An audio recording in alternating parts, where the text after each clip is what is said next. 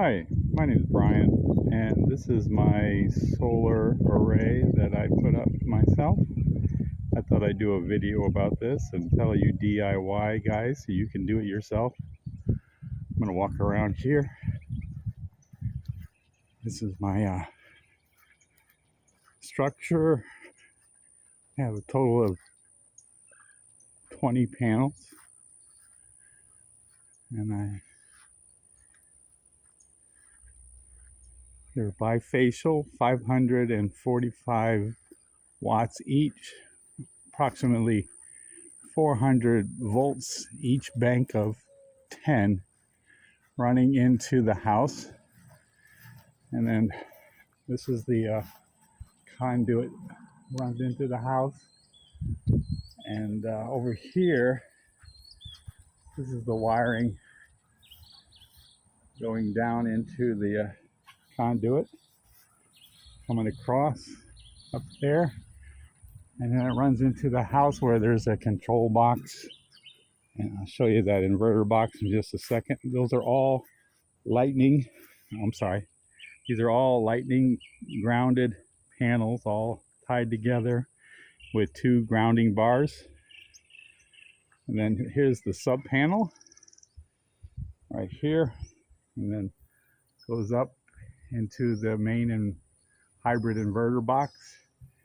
This is the main breaker box, and there's the conduit running over to the hybrid panel. And then we walk around, and I'll try to go quickly.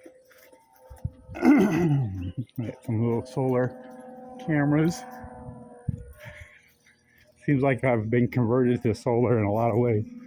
The well runs on the solar. Everything runs on the solar. And then we come over here, and this is the POWMR